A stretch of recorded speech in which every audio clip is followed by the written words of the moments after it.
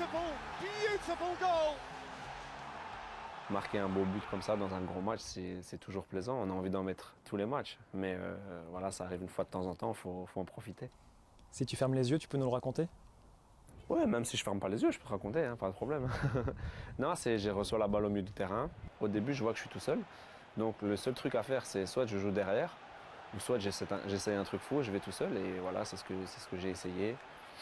Après, on connaît la suite. Surtout sur la fin, j'ai eu un peu de chance quand je tire, mais voilà, l'action elle est belle.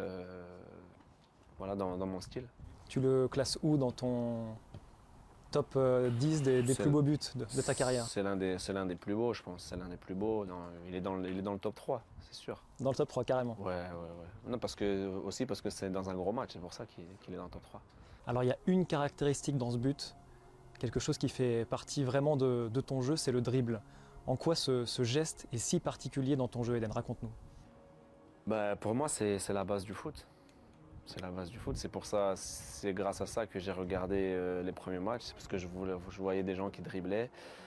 C'est là que je regardais les vidéos de Ronaldinho, de tous ces joueurs-là qui driblaient, donc qui m'ont inspiré. Et voilà, après pour moi, quand on parle football, c'est un truc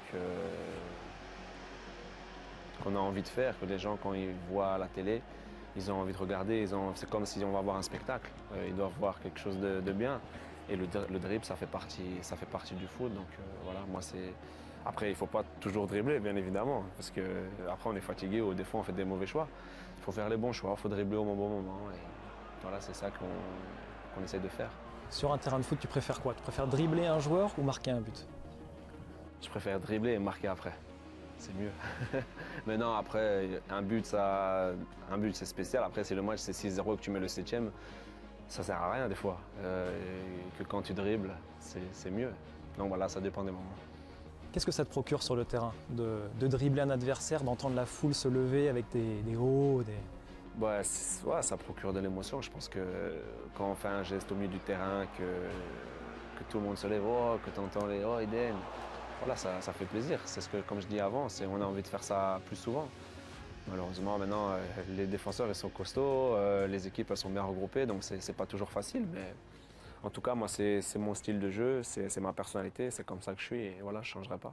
C'est un geste instinctif, le dribble, chez toi, ou c'est quelque chose de plus réfléchi? Des fois, c'est instinctif, des fois, c'est réfléchi.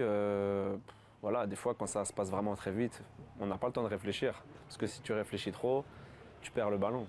Des fois, c'est vrai que je me dis que si je dribble pas là, si je dribble là plutôt, je vais créer quelque chose de bien, l'autre il va être tout seul ou voilà, ça dépend des moments. Tu réfléchis par exemple au placement de tes coéquipiers, des adversaires, quand tu reçois le ballon, tu regardes avant. Explique-nous un petit peu comment tu fonctionnes. Franchement, je réfléchis pas beaucoup. C'est vrai que quand je joue, c'est beaucoup à l'instinct. Voilà, après, j'essaie toujours de regarder où sont positionnés mes coéquipiers, mes adversaires aussi.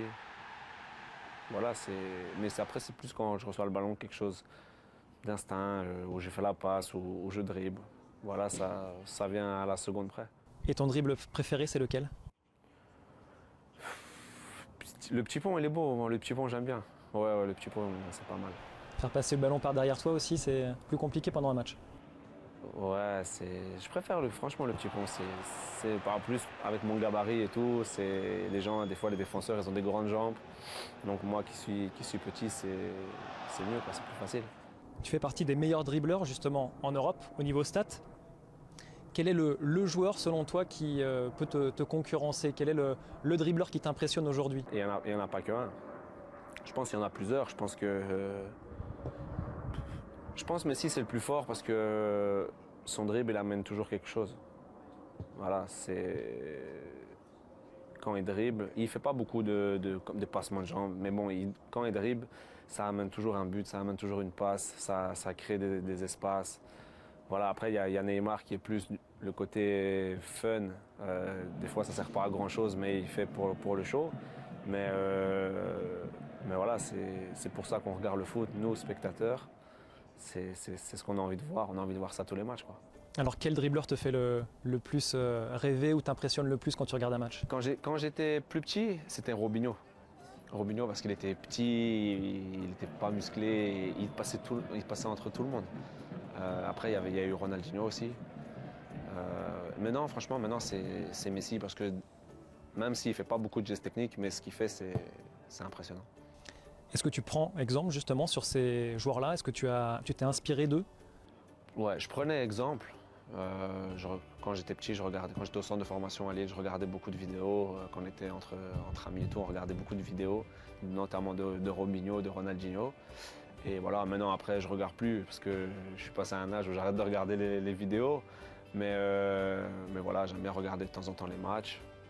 Après, voilà, j'essaie de faire ce que je sais faire moi-même. Maintenant, tu montres tes vidéos à tes enfants? Non, ils vont regarder eux-mêmes. Je dois même pas montrer. Eux, ils vont direct. Ronaldinho, lui, c'était la virgule, sa spéciale. Toi, tu en as une spéciale? Franchement, j'ai déjà tout essayé. Hein. J'ai déjà tout essayé. Ouais, je sais pas. Des fois, je fais même pas beaucoup de dribbles non plus. Hein. Des fois, j'essaie juste, un peu comme Messi, juste passer l'adversaire. Pour nous, c'est bon, hein, ça suffit. Hein. On parlait de Messi, on parlait également de Neymar. Il a signé au Paris Saint-Germain. Il a mis un but assez exceptionnel contre Toulouse. Tu en as pensé quoi de ce but-là? Ben, franchement, je ne l'ai pas vu encore. J'ai regardé le match, mais à un moment, j'ai arrêté parce que ça devenait trop facile. Mais on m'en a parlé, on m'a dit, bah voilà, en même temps, c'est Neymar, quoi. On n'est plus étonné parce qu'il en a déjà mis quand il était au Brésil, il en a déjà mis au Barça, il va encore en mettre. Donc voilà, il faut juste regarder jouer, prendre plaisir. Voilà, après, je pense qu'on va plus le juger quand il va jouer dans des gros matchs en Ligue des Champions et tout. S'il arrive à faire ça dans les gros matchs, bah, ce sera encore mieux, quoi. Tu as été surpris qu'il s'engage avec le Paris Saint-Germain, qu'il quitte le FC Barcelone? Oui, parce qu'il est dans un des meilleurs clubs du monde. Et même si Paris est aussi l'un des meilleurs clubs du monde, voilà, passer du Barça au PSG, je ne vais pas dire que c'est une régression, parce que le PSG est un grand club qui peut aspirer à gagner tout. Mais quand tu joues avec les 2-3 meilleurs joueurs du monde, voilà, après il a ses raisons et il faut les respecter. Si cette année il gagne la Ligue des Champions avec le Paris Saint-Germain, on va dire ouais, il a fait un bon choix. S'il ne gagne pas, on va dire qu'il a fait un mauvais choix. Donc voilà, il faut respecter sa décision. Le plus important, moi, en tant que supporter du football, je le regarde, je vois qu'il s'amuse, ça me fait plaisir, c'est tout. Est-ce que tu es choqué par les sommes qui sont dépensées aujourd'hui par les clubs pour acheter des joueurs? 222 millions d'euros pour Neymar, on parle de 180 millions d'euros pour Mbappé, c'est des sommes assez élevées. Ouais, c'est élevé, mais bon, c'est le football maintenant, c'est depuis 10 ans, les prix ont toujours augmenté. Et dans 10 ans, peut-être qu'il y en a un joueur, il va coûter 500 millions. Donc voilà, je pense que dans le football, il y a beaucoup d'argent. Malheureusement, il y a vraiment trop d'argent. Mais voilà, c'est comme ça, c'est un business. C'est pas nous qui le contrôlons. Voilà, c'est vrai que des fois, sur des personnes, ça peut paraître vraiment trop, mais voilà, c'est le football qui veut ça. Et en tout cas, étonné, non, je suis pas étonné parce que je sais très bien que dans 10 ans, ce sera encore pire. Donc voilà, il faut faire avec. Neymar et Dani Alves ont donc signé au PSG. Ranieri est venu entraîner Nantes. Bielsa entraîne ton club de cœur, le LOSC. Est-ce que la Ligue 1 change? Est-ce que le regard des gens change sur la Ligue 1, également en Angleterre? Mais déjà depuis quelques années, hein. Je pense que c'est pas depuis cette année. Hein. Paris a fait de belles choses en Ligue des Champions et d'ailleurs ils nous ont éliminés il y a quelques années. Donc voilà, Lyon en Europa League cette année était costaud.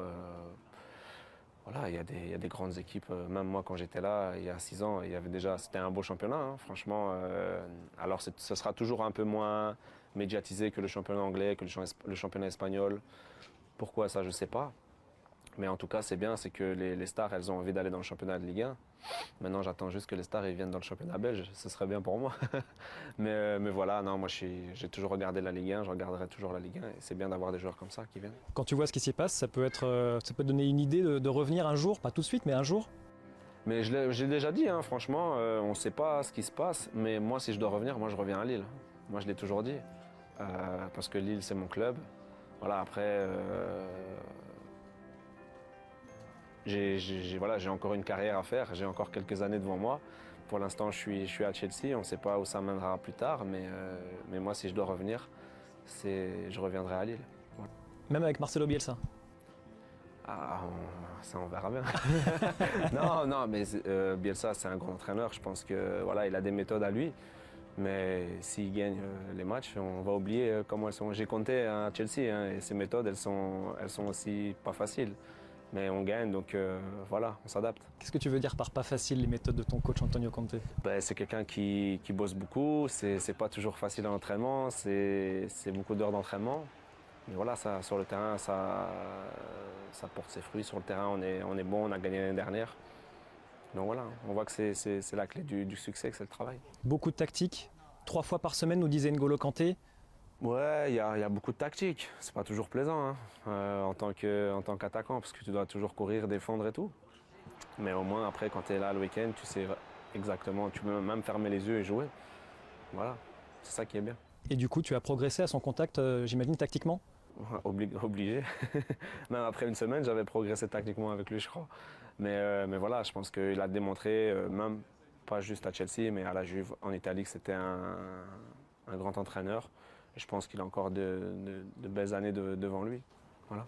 On a vu un très très grand Eden Hazard la saison dernière. Est-ce qu'on peut s'attendre à un aussi grand Eden Hazard pour cette saison qui arrive? Ben, j'espère. Hein. J'espère. En tout cas, on essaie de bosser pour ça. Voilà, depuis 10 ans que je suis dans le monde professionnel, comme je l'ai déjà dit, je n'ai pas vécu beaucoup de moments un peu moins bien, hormis peut-être il y a 2 ans. Mais voilà, je prends toujours autant de plaisir à jouer et voilà, j'espère donner le maximum de moi. Justement, on a beaucoup dit cet été que Chelsea était en train de commettre les mêmes erreurs qu'il y a 2 ans après le titre remporté avec José Mourinho. Est-ce que tu es d'accord avec ça? Et quelles sont les leçons justement à tirer de cet échec de l'époque? Mais je pense qu'il y a 2 ans, je pense que les premiers fautifs, c'était les joueurs. Hein, parce qu'on n'avait rien changé. À l'année d'avant, on avait gagné. C'est juste que sur le terrain, on était moins bon, un peu moins de confiance. Quelques blessures par-ci, par-là. Des joueurs en moins bonne forme. Voilà, après, c'est la vie d'un club de foot. Des fois, il y a des hauts, des fois, il y a des bas. Alors, on essaie de s'adapter. Et ce que font les grands clubs, c'est ça qu'on dit qu'on est un grand club ou pas. C'est quand même dans les moments un peu moins faciles, on arrive toujours à rebondir, comme Chelsea l'a fait. On a perdu le premier match, on est parti gagner contre Tottenham. Voilà, donc ça montre qu'on est encore là, même si on a perdu le premier match. Mais il faudra compter sur Chelsea cette année encore. On a l'impression, la saison passée, que tu avais atteint un sommet dans ta carrière en termes de niveau de jeu. Est-ce que tu es d'accord avec ça? Et où se situe encore, selon toi, ta marge de progression? C'est toujours un débat un peu. Hein. C'est depuis que quand j'ai commencé à Lille, c'est est-ce que tu peux faire mieux les années précédentes. Voilà, c'est toujours un peu comme ça. Je pense que quand on a gagné le premier titre avec Chelsea, j'avais déjà atteint un très... Pour moi, j'ai peut-être fait ma meilleure saison cette année-là. L'année dernière aussi, j'ai fait une grosse saison. La dernière année à Lille, j'avais fait une grosse saison. Donc voilà, après, on va me juger plus sur les fins d'année ou si j'arrive à gagner des trophées et tout. Voilà, c'est là qu'on m'attend, c'est là que je serai prêt à ce moment-là.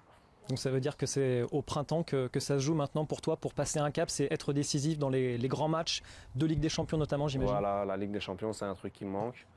Et même la Coupe du Monde.